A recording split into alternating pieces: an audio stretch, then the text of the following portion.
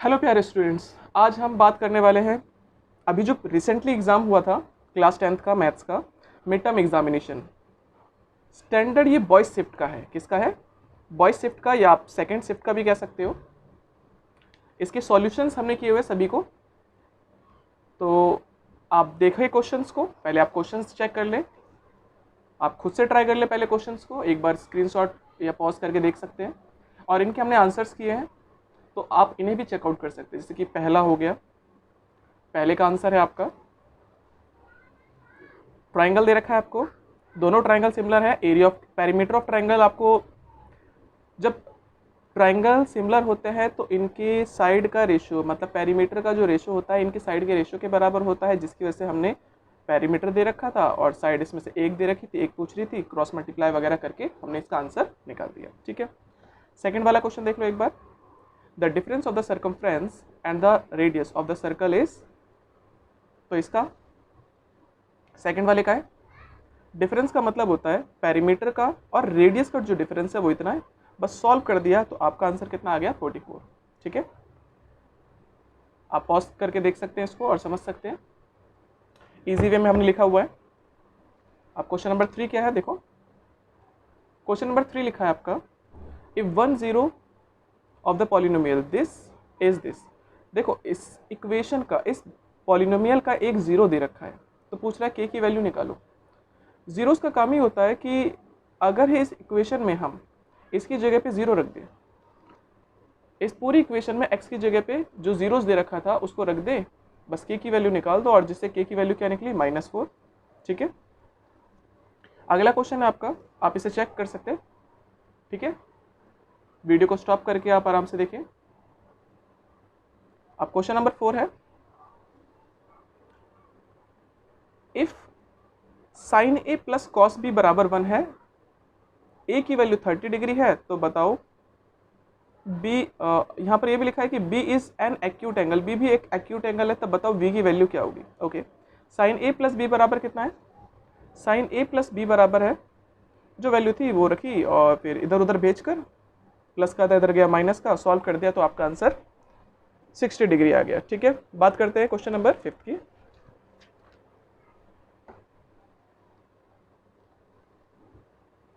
Question number 5 भी देखें। Question number जो 5 है इसमें लिखा है ए और B two consecutive even numbers हैं, तो एलसीएम क्या होगा?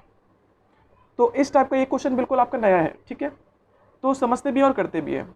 सबसे पहले इवन नंबर दे रखा है, क्या दे रखा है? Even number. ठीक है, अगर इवन नंबर है तो हमने मान लिया जो पहला नंबर है x, तो वो क्या हो जाएगा? a। जो दूसरा नंबर है वो b भी लिख सकते हो इसको, है ना। इवन नंबर का मतलब क्या है? अगर ये 2 से मल्टीप्लाई डिवाइड हो रहा है तो ये भी 2 से डिवाइड होगा। Confirm? The product of two number क्या होगा? प्रोडक्ट ऑफ टू नंबर होता है एलसीएम इंटू एचसीएफ। और अगर लगातार आने वाले कोई भी दो नंबर्स होते हैं तो इतना तो कंफर्म रहो कि उनका जो एचसीएफ आएगा वो कितना आएगा? 2 आएगा। ये 2 मल्टीप्लाई का था, इधर गया डिवाइड का। ठीक है, तो आपका एलसीएम कितना आ गया? a into B upon 2। बढ़ते अपने अगले क्वेश्चन पे। क्वेश्चन नंबर 6 है, ये पॉइंट्स दे रखे हैं ए बी सी और डी, अगर इनको एक ही ऑर्डर में लेके चले तो बताओ इनसे कौन सा फिगर बनेगा।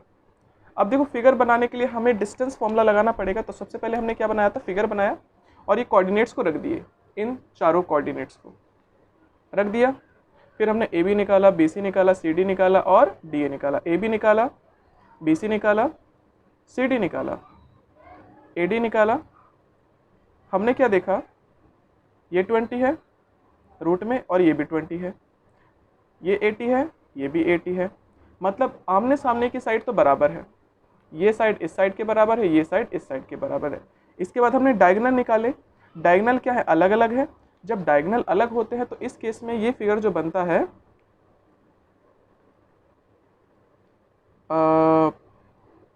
आप रोम्बस, साइड्स सेम नहीं है। ठीक है, साइड सेम नहीं है तो इसको आप क्या कह सकते हो? काइट। काइट नहीं होता तो हम कहते हैं इसको पैरेललोग्राम। ठीक है, अपोजिट साइड बराबर है A B B C C D D A. यहाँ पर थोड़ी सी हमने गलती कर दी थी, ये काइट नहीं होगा, 6 का स्क्वायर 36 होता है और 8 का स्क्वायर 64 होता है, हमने गलती से 84 लिख दिया। और अब दोनों को प्लस करोगे तो ये 100 हो गया। ठीक है, जब अपोजिट साइड बराबर होती है और डायगोनल भी बराबर होते हैं तो ये होता है रेक्टेंगल। क्या होता है? रेक्टेंगल। ठीक है, बढ़ते हैं अपने अगले क्वेश्चन पे, क्वेश्चन नंबर 7 क्वेश्चन में लिखा है, एक ट्राइंगल दे रखा है, ट्राइंगल नहीं है, if 5 sin theta equal to 4 then find the value of this. तो इजी क्वेश्चन है, 5 sin थीटा बराबर दिस है, ये मल्टीप्लाई का इधर गया डिवाइड का और सॉल्व कर दिया, पाइथागोरस थ्योरम से साइड निकाल दी, sin थीटा को प्लस करना था tan थीटा से, फॉर्मूला होता है, और वैल्यूज़ को पुट कर दिया और आपका आंसर हो गया। ठीक है, बढ़ते अपने अगले क्वेश्चन पे, क्वेश्चन नंबर 8। बाकी आप पॉज करके आप वीडियोस देख सकते हो, मतलब क्वेश्चंस को अच्छे से देख सकते हो, समझ सकते हो। क्वेश्चन नंबर 8 है, ये 2 लाइंस दे रखी हैं और पूछ रहा है कि इंटरसेक्ट करता है, मतलब सबसे पहले हमने फिगर ही बना लिया, इसमें किसका नाम नहीं है? y का नाम नहीं है, तो ये y के पैरेलल बन गया। इसमें भी y का नाम नहीं है, ये पॉजिटिव है तो पॉजिटिव की तरफ बन गई। ये लाइन हमेशा क्या होंगी? पैरेलल होंगी। इसका आंसर क्या बना? पैरेलल। बढ़ते हैं अपने अगले क्वेश्चन पे, क्वेश्चन नंबर 9। ठीक है, क्वेश्चन नंबर 9 में क्या है? मॉडल क्लास पूछ रहा है। ठीक है, अब मॉडल का मतलब होता है मोड निकालना, और उसका क्लास पूछ रहा है। ठीक है, तो क्या करें? सबसे पहले तो इसको ना, ये मेंबर्स लेस देन दे रखा है, तो सबसे पहले इसको क्लास इंटरवल में कन्वर्ट करेंगे। और क्लास इंटरवल में कैसे कन्वर्ट करेंगे? देखो, लेस देन 2 तो हमने 0 से 2 लिखा, 2 से 4 लिखा, 4 से 6, 6 से 8। ठीक है, फ्रीक्वेंसी भी दे रखी है थी। और CF जब भी याद रखना, लेस देन या मोर देन देता है तो वो हमेशा CF देता है। क्या देता है? CF। तो CF दे रखा था, हमने क्या निकाला? फ्रीक्वेंसी निकाला। और कैसे निकालते हैं? 11 का 11 रख दिया, इसको इससे माइनस कर दिया, ये आ गया, इसको इससे माइनस कर दिया, माइनस करो, इसको इससे माइनस करो और इसको इससे माइनस करो। ठीक है, बस ज़्यादा कुछ नहीं देखना। मॉडल क्लास पूछ रहा था, हमें इसकी ज़रूरत नहीं होती मॉडल में। ठीक है, ये होती ज़रूरत मीडियन में। तो मोड में हमने देखा सबसे बड़ा नंबर क्या है? सबसे बड़ा नंबर क्या है? सबसे बड़ा नंबर है आपका 32, तो यही होगा मॉडल क्लास। ठीक है, इसी के बीच का जो आंसर होगा वो आंसर होगा। तो आप बोल सकते हो 2 से 4, तो आपका ऑप्शन नंबर बी करेक्ट है। ठीक है, फिर अगला है क्वेश्चन नंबर 10 भी देख लेते हैं। क्वेश्चन नंबर 10 में आपको एक फिगर दे रखा है, आपको पूछा जाता है बस, और ये भी दे रखा है कि ये स्क्वायर है, साइड कितनी दे रखी है? 14। तो बताओ area of the shaded region, इस हाफ सर्कल का पूछ रहा है एरिया। तो भाई अगर ये 14 है तो ये भी 14 होगा, डायमीटर 14 हो गया, तो रेडियस कितना होगा? एरिया ऑफ सेमी सर्कल निकालना है, पूरे सर्कल का फॉर्मूला लगाओ और डिवाइड कर दो 2 से। ठीक है, 22/7 वैल्यूज रखी और आपका आंसर आ गया 77। ओके, बढ़ते हैं अगले क्वेश्चन पे, क्वेश्चन नंबर, अब क्वेश्चन नंबर 11 जो है वो कहता है आपसे, which of the following linear equations has the equation this no solution with. इसका जो है इनमें से नो सॉल्यूशन के लिए पूछ रहा है। अब नो सॉल्यूशन का जो फॉर्मूला होता है एग्जैक्टली पैरेलल वाला होता है। कौन सा होता है? पैरेलल। मतलब A1/A2 इक्वल होगा B1/B2, लेकिन बराबर नहीं होगा C1/C2। ठीक है, तो इसी तरह से देखना है। देखो, इसको चेक करते हैं। 3 का मल्टीप्लाई इस पूरी इक्वेशन से 2 से कर दो, क्योंकि 6 लिखा है। 3 2 जा 6, इसका भी से मल्टीप्लाई करो, बस लास्ट वाले को मत मल्टीप्लाई करना। ठीक है, तो ये तो 10 हो गया, तो ये तो नहीं होगा, ये तो कॉन्सिडेंट लाइन हो गया। फिर अगला है सेम का, इसको चेक करोगे तो ये भी नहीं है, ये भी नहीं है, ये वाला है। इस पूरी इक्वेशन को 1 से मल्टीप्लाई किया, बस लास्ट वाला जो नंबर है वो चेंज कर दिया। ठीक है, तो बस आपका आंसर डी ऑप्शन होगा। तो हमने भी डी ऑप्शन ही लिखा है। ओके, फिर अगला क्वेश्चन है आपका, आपको ये दे रखा है प्रूफ करना है कि इनमें से कौन सा सॉल्यूशन होगा। वैल्यूज आई मीन इक्वेशन हमने लिख दी और हमें पता है फॉर्मूला 1 + tan स्क्वायर थीटा बराबर होता है sec स्क्वायर थीटा। ये प्लस का इधर गया माइनस का और ये प्लस का इधर गया माइनस का, ठीक है। तो 1 माइनस वैल्यू रख दी हमने माइनस से, और इसका जो फार्मूला होता है 1 + cot स्क्वायर थीटा होता है। यहाँ पर हमने गलती से, यहाँ पर हमने छोटी सी मिस्टेक कर दी है। देखो भाई, इसका आंसर तो हो जाएगा माइनस का, लेकिन इसका आंसर तो प्लस का होता है, तो ये हमारा थोड़ा सा गलत हो गया। ये प्लस का है, जिसकी वजह से आंसर अभी भी माइनस का है, ये भी माइनस का है और ये भी माइनस का है, ठीक है। बढ़ते हैं अपने अगले क्वेश्चन पे, क्वेश्चन नंबर 13। क्वेश्चन नंबर 13 है, आप लोग को पता होना चाहिए आपका जो पेपर आया है लड़कियों के बेसिक से बहुत इजी आया है, ठीक है। अगला क्वेश्चन है 13, देखो डिफरेंस दे रखा है जीरोस का, मतलब अल्फा माइनस बीटा दे रखा है आपको 7, तब के की वैल्यू पूछ रहा है आपसे। तो देखो हमने कैसे निकाला, सबसे पहले इक्वेशन से अल्फा प्लस बीटा निकालते हैं। इक्वेशन आपकी ये थी, फॉर्मूला होता है b/a और अल्फा इंटू बीटा का भी c/a, ठीक है। जो वैल्यूज थी वो पुट करी और alpha minus beta equal to 7 था, तो हम कैसे निकाल सकते हैं इसको। तो हमने क्या किया, अल्फा दोनों तरफ स्क्वायर कर दिया। स्क्वायरिंग करने से क्या हुआ, ये हो गया alpha square plus beta square -2 alpha beta, ठीक है। और जहाँ पर भी आप alpha square plus beta square देखो तो इसकी जगह पे आप तुरंत ही लिख दो अल्फा प्लस बीटा का होल स्क्वायर -2 अल्फा बीटा। अब ये वाला जो था वो सेम रख दिया, इन दोनों को प्लस करके यहाँ पर रख दिया, साइन माइनस का रहेगा, वैल्यूज पुट करी, ऑटोमेटिक के की वैल्यू आ गई, ठीक है। पॉज कर सकते हो वीडियो समझने के लिए। बढ़ते हैं अपने अगले क्वेश्चन पे, क्वेश्चन नंबर 14। अब क्वेश्चन नंबर 14 में रेशो पूछा गया। जब भी रेशो पूछा जाता है तो हम k/1 मान के कर लेते हैं। क्वेश्चन आप चेक कर लो और इसके बाद इसका आंसर भी आप देख सकते हैं किस तरह से किया हमने। k/1 माना, x की वैल्यू पता थी, बस वैल्यूज को पुट किया और आपका जो आंसर आ गया वो आ गया 1/1, ठीक है। बढ़ते हैं अगले क्वेश्चन पे, क्वेश्चन नंबर 15।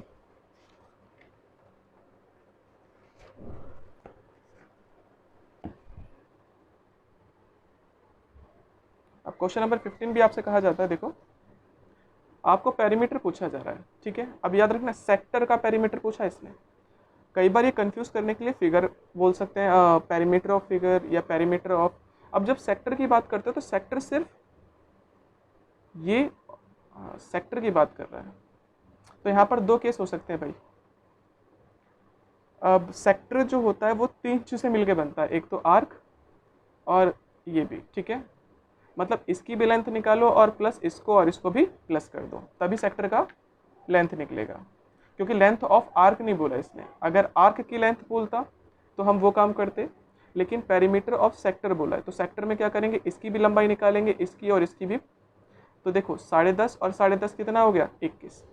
तो हमने इसमें आधा अधूरा काम किया था, इसमें मुझे 21 और प्लस करना है, तो आपका आंसर हो गया 32 सेंटीमीटर, ठीक है। पेरीमीटर निकाल के वो 21 प्लस कर देना है आपको। फिर अगला है आपका, ये पॉलिनोमियल दे रखी है, इसके जीरोस पूछ रहा है, तो नॉर्मल सा क्वेश्चन है, ज़्यादा हार्ड नहीं है। लेकिन एक चीज़ याद रखना, आपको जो बेसिक सा क्वेश्चन होता है, जिस तरह से इसको मल्टीप्लाई करके सॉल्व करते हैं मिडल टर्म स्प्लिटिंग से, वैसे आप कर दोगे तो आपका आंसर आ जाएगा एक x बराबर 3 और एक आ जाएगा x बराबर -3, ठीक है। तो ये जो ऑप्शन है आई थिंक बी है, वो सही है। अगला क्वेश्चन है 17। अब 17th क्वेश्चन क्या कहता है, देखो 17th क्वेश्चन में आपको 2 पॉइंट्स दे रखे हैं, इनके बीच का डिस्टेंस निकालना है। तो डिस्टेंस फॉर्मूला आराम से लगा सकते हैं, जो फॉर्मूला होता है, और वैल्यू पुट करो तो हमारा आंसर आ गया 2 यूनिट, ठीक है। मैं थोड़ा जल्दी करा रहा हूँ क्योंकि आप क्वेश्चंस ट्राई कर सकते हो और बाकी इजीली समझ सकते हो, ठीक है। हमने इस तरह से डिटेल में आंसर भी लिख रखा है। फिर अगला है क्वेश्चन 17 तो हो गया 18। अब पूछ रहा है कि ये जो दो इक्वेशन को सॉल्व करेंगे तो x और y की वैल्यू क्या होगी। ये तो आपको खुद कर लेना चाहिए। दो इक्वेशंस दे रखी है, हमने एलिमिनेशन मेथड लगाया, तो y की वैल्यू आई 4 और x की वैल्यू आई 5। भाई यहाँ पर भी हमने थोड़ी सी जल्दबाजी में मिस्टेक कर दी है, 20 में से माइनस किया 14 तो ये हो गया 3, ठीक है। अब ये 3 है, आई मीन 6 है, तो ये कट के कितना आया, ये आया 3, ये आपका आया 3।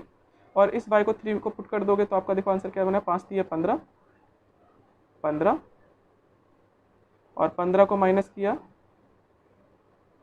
तो ये बचेगा माइनस का 5। तो आंसर हो गया माइनस का 5/2। तो y की वैल्यू 3 और x की वैल्यू माइनस का 5/2। अगला क्वेश्चन है आपका,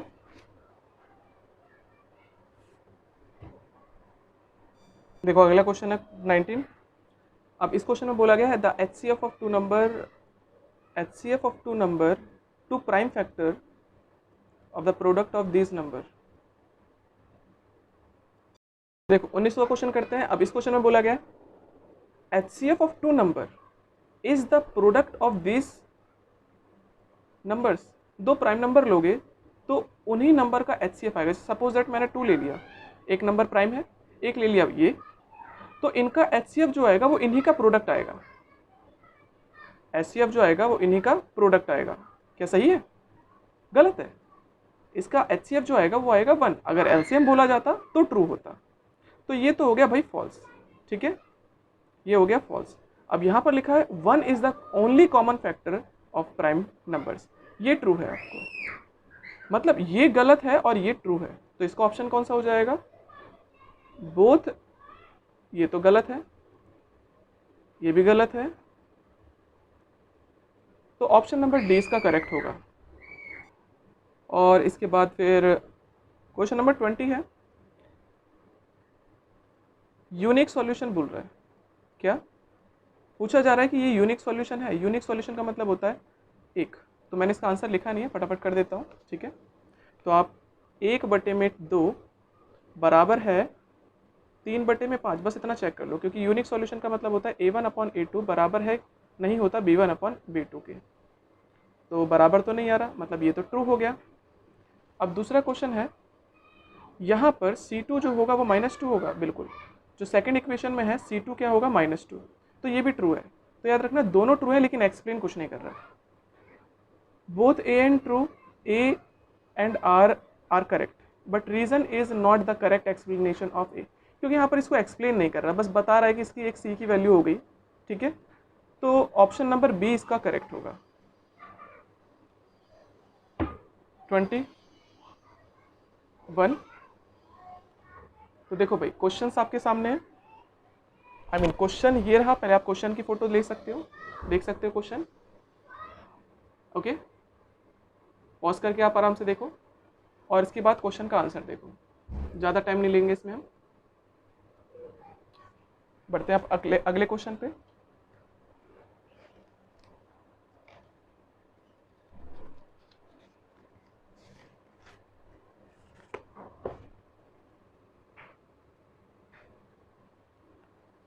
क्वेश्चन नंबर 22, फिगर आपके सामने है और फिगर का आंसर भी यहाँ पर हमने इजी वे में लिखा हुआ है, तो कोशिश करें समझने का हमने क्या किया है, ठीक है। एक्सप्लेन करेंगे तो ये वीडियो अप्रॉक्स 1.5 से 2 घंटे की होगी, जैसे हमने बेसिक का किया था। तो उतना बड़ा ना करके हम फटाफट का इजी का काम कर रहे हैं, जल्दी जल्दी से हो जाए, ठीक है। ये इसका और वाला क्वेश्चन है, एक क्वेश्चन और था ना 22 में, और वाला क्वेश्चन पहले देख लो आप, ठीक है। क्वेश्चन ये रहा आपका और क्वेश्चन का आंसर ये रहा। फिगर के साथ हमने आंसर भी किया है, ओके। बढ़ते हैं अपने अगले क्वेश्चन पे, question number 23।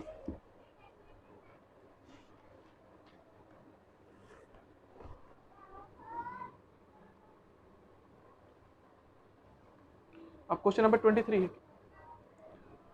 Figure I mean इसमें पूछा गया बस मीन इतना दे रखा है, तो पी की वैल्यू बताओ। डायरेक्ट मेथड किया है और पूरा सॉल्यूशन आपके सामने है, तो मेरे ख्याल से इसमें कुछ बताने लायक है नहीं। आप खुद भी कर सकते थे अगर आपने एनसीईआरटी का क्वेश्चन एक भी किया होता, पी वाला, ठीक है। क्वेश्चन नंबर 25 है। क्वेश्चन पढ़ लिया आप पहले। एरिया पूछ रहा है, देखो यहाँ पर गलती है, मिनट हैंड आपको लंबाई दे रखी है और आपसे पूछ रहा है आर हैंड। आर हैंड की थोड़ी लंबाई निकालोगे, किसकी निकालोगे, सिर्फ मिनट हैंड की। तो यहाँ पर एक मिस्टेक है छोटी सी, जब आप मिनट हैंड की लंबाई दे रहे हो तो आर हैंड की लंबाई एरिया थोड़ी पूछ सकते हो। तो हमने आर हैंड के हिसाब से इसका काम किया है, तो इसका आंसर कितना आया 66। फिर इसके बाद क्वेश्चन नंबर 25, जीरोस पूछ रहा है, मिडिल टर्म स्प्लिटिंग करो सॉल्व, और आपका आंसर बराबर 0, तो यहाँ से x की वैल्यू 3 आ गई, और तो 2x की वैल्यू आ गई 1, x की वैल्यू आ गई 1/2। ठीक है, बढ़ते हैं अपने अगले क्वेश्चन इसी के और में।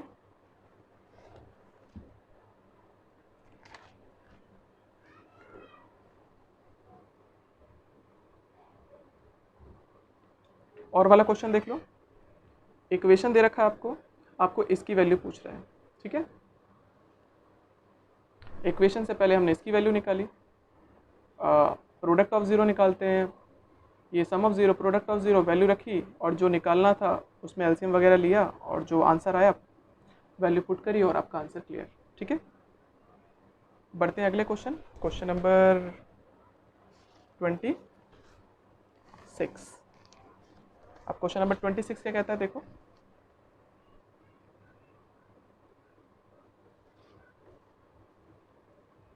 क्वेश्चन नंबर 26 आपके सामने है। ट्राइसेक्ट कह रहा है, ट्राइसेक्ट का मतलब होता है 3 इक्वल पार्ट्स में। तो 3 इक्वल पार्ट्स में मैंने बहुत इजी वे में करवाया हुआ है इसको। ठीक है, हमने सपोर्ट मेटेरियल में भी ये क्वेश्चंस किए हुए हैं, और बाकी आपका सामने इसका सॉल्यूशन है। कोऑर्डिनेट ऑफ पी किस तरह से निकाला है, और कोऑर्डिनेट ऑफ क्यू किस तरह से निकाला है। ठीक है, हम बढ़ते हैं अपने अगले क्वेश्चन पे, क्वेश्चन नंबर इसी के और वाले क्वेश्चन पे। इसका और क्वेश्चन भी पढ़ लेते हैं क्या लिखा है। इसमें आपसे शो करने के लिए बोला है कि आइसोसेलेस ट्रायंगल होगा। तो सबसे पहले हमने ट्रायंगल के कोऑर्डिनेट्स लिख दिए, और आइसोसेलेस का मतलब होता है जिसके अंदर ट्रायंगल की 2 साइड्स बराबर हो। तो मतलब हमें डिस्टेंस निकालना पड़ेगा। तो सबसे पहले हमने डिस्टेंस निकाला AB BC, और हमने देखा 2 के आंसर तो 5 आ गए, एक का आंसर √50। तो मतलब ये दोनों साइड बराबर है, तो हमने लिख दिया it's 2 sides are equal, so ABC is an isosceles triangle. अब आगे बोला जा रहा था,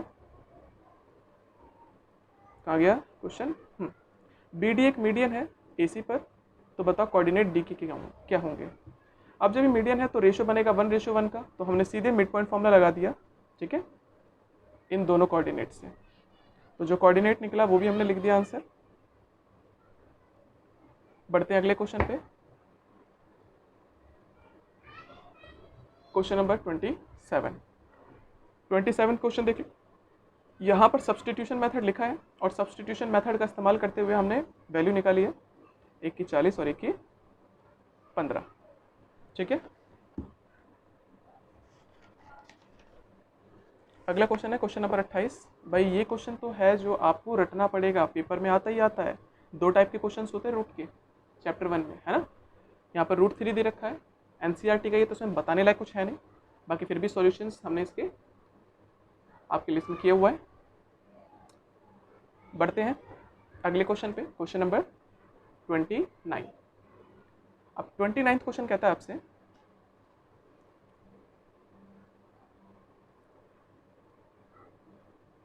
find the length of the first pole. First pole की लेंथ पूछ रहा है, तो ये हमारा फर्स्ट लेंथ है, पोल है, और ये हमारा सेकंड या अदर कह सकते हो। उसका आंसर प्रॉपर वे में हमने यहाँ पर किया हुआ है। ठीक है, उसको समझो और ट्राई करो एक बार। अगला क्वेश्चन है आपका क्वेश्चन नंबर 30 क्वेश्चन के दे रखा है आपको,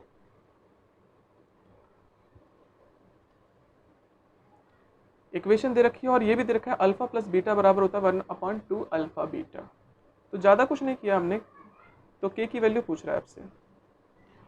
अल्फा प्लस बीटा बराबर होता है 1/2 alpha into beta. Alpha plus beta का फॉर्मूला होता है -b/a, अल्फा इंटू बीटा का फॉर्मूला होता है c/a। बस अब ये आपका b है ये आपका सी है और ये है आपका 1। ठीक है, वैल्यू रखो और आपका आंसर। बढ़ते हैं अपने अगले क्वेश्चन पे, क्वेश्चन नंबर 31 क्वेश्चन देख ले पहले। ये रहा, आपको एक फिगर दे रखा है, आपको पूछा गया है एरिया ऑफ शेडेड रीजन। तो इसके लिए सबसे पहले आपको रेडियस निकालना पड़ेगा, और रेडियस निकाल के पूरे के एरिया में से इस वाले एरिया को माइनस कर दोगे। तो वही काम हमने इस में किया हुआ है, पूरे का एरिया निकाला, एरिया ऑफ सर्कल, और माइनस कर दिया एरिया ऑफ रेक्टेंगल। तो इसका एरिया आपका आ जाएगा। ठीक है, बढ़ते हैं अगले क्वेश्चन पे, क्वेश्चन नंबर 30, इसी का और वाला क्वेश्चन।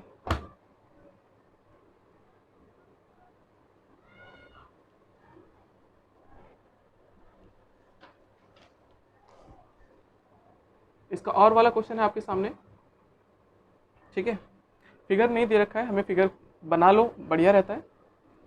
आपको पूछ रहा है area of the minor segment, radius दे रखा है और एंगल भी दे रखा है। एंगल कितने का बना रहा है? सेंटर से 60 डिग्री दे रखा है और रेडियस भी दे रखा है। तो सबसे पहले हमने प्रूव किया कि एक इक्विलेटरल ट्रायंगल होगा, चेक कर सकते हो कैसे किया हमने। और इसके बाद एरिया ऑफ माइनर सेगमेंट का हम डायरेक्ट फॉर्मूला, एक और फार्मूला होता है, हम उस तरीके से ना करके हम इस तरह से करते हैं, थोड़ा बड़ा तरीका होता है लेकिन ये बढ़िया मेथड है। एरिया ऑफ सेक्टर में से माइनस कर दो एरिया ऑफ ट्रायंगल, सीधे माइनस कर दो और आपका जो आंसर आया।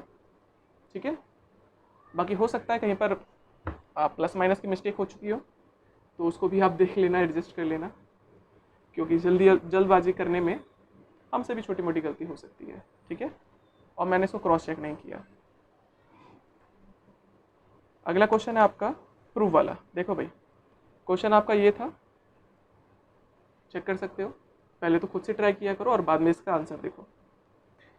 तो हमने सिर्फ LHS को लेकर पूरी तरह से देखो सॉल्व किया, इसके बाद पहले फॉर्मूला लगाया, और ये आपके सामने पूरा का पूरा आंसर है।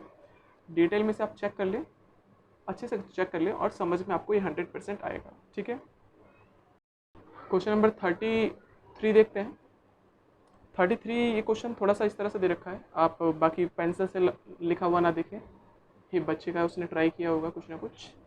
ठीक है, क्वेश्चन ये है, आपको ये प्रूफ करना है, शो करना है, और गिवन में आपको 2:1 दे रखा है, जो ई है वो डिवाइड कर रहा है कुछ इस तरह से, तो उसका सॉल्यूशन कुछ इस तरह से है। ओके, इसको भी चेक कर लें, नोट कर लें, पॉज कर लें, और इसका एक पेज और है जो पीछे है, उसे और देख लें। ये रहा।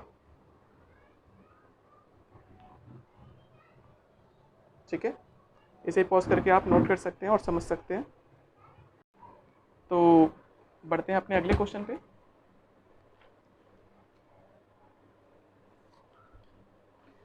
Question number 34। अब 34 क्या कहता है? 34 क्वेश्चन कहता है आपसे डिफरेंस निकालना है मीन और मीडियन का।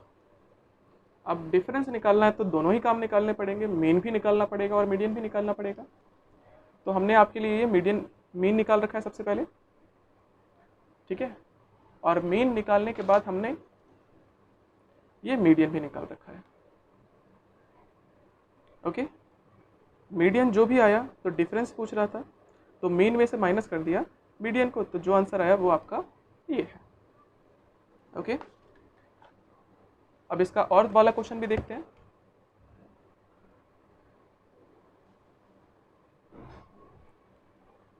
और वाला क्वेश्चन है 200 फैमिलीज है, मॉडल निकालना है। मॉडल का मतलब ही होता है मोड, मॉडल का मतलब होता है मोड।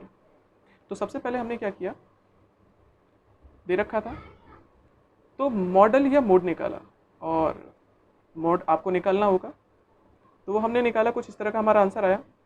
और इसके बाद एक चीज़ दे रखी है, अगर मीन इतना दे रखा है तो मीडियन कितना होगा, और यहाँ पर आपसे मॉडल निकलवा लिया है, मोड निकलवा लिया इसने, मीन इसने दे रखा है तो मीडियन पूछ रहा है। तो इसमें आप काफ़ी सारे बच्चों ने क्या किया है कि मीडियन निकाल लिया है, मतलब बड़े वाले मेथड से निकाल लिया है, तो उसको करने की ज़रूरत नहीं थी आपको।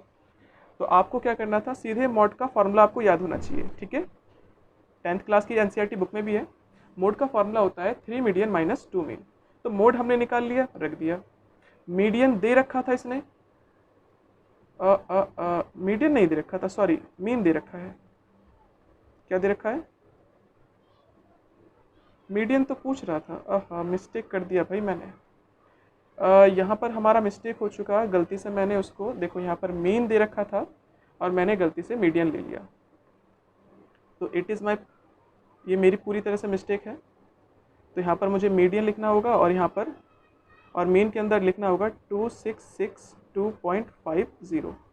तो बाकी आप प्यारे बच्चों इसको दोबारा से कर लेना, ठीक है। इसका इससे मल्टीप्लाई करना, ये माइनस का उधर गया प्लस का, ये मल्टीप्लाई का 3 इधर गया तो डिवाइड का। ओके, तो ये मेरा छोटा सा मिस्टेक हो गया, क्योंकि मीन दे रखा था, मीडियन निकालना था और गलती से हमने क्या किया, इसी चीज़ को मीडियन मान लिया। ओके,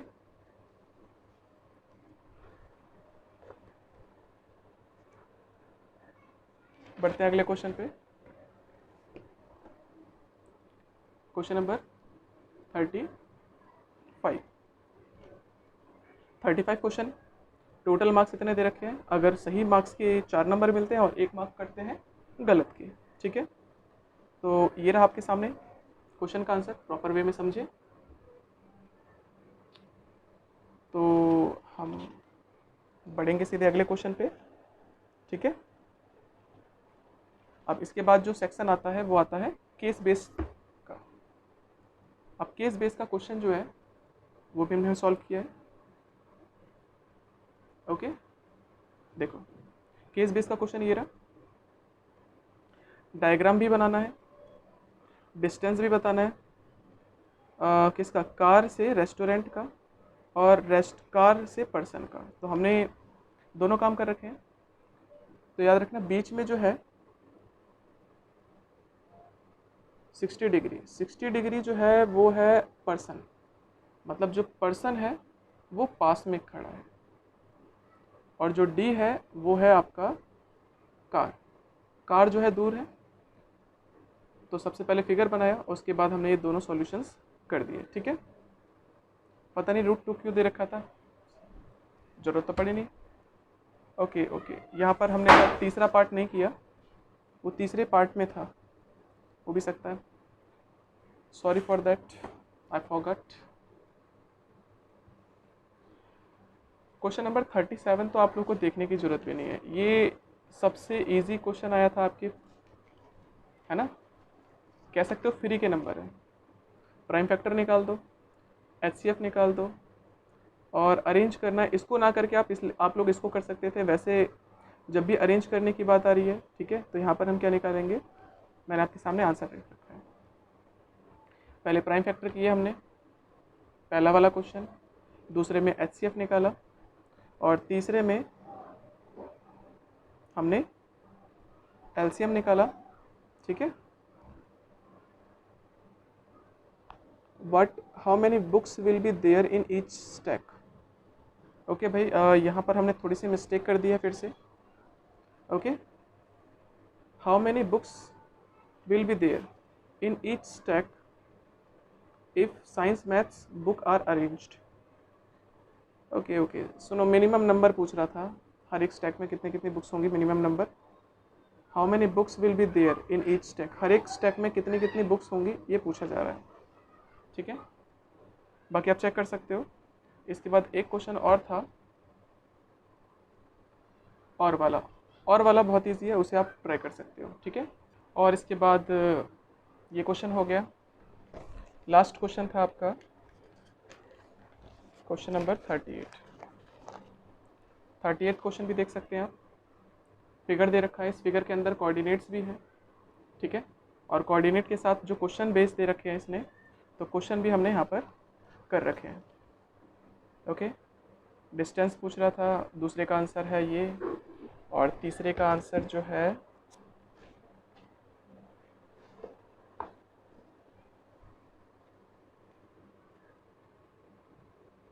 ओके, रेशो पूछा गया था, वो भी निकाल दिया हमने, और साथ ही साथ एक पार्ट और पूछा गया था, वो भी हमने यहाँ कर दिया। टाइप ऑफ ट्रायंगल पूछ रहा था, क्लियर।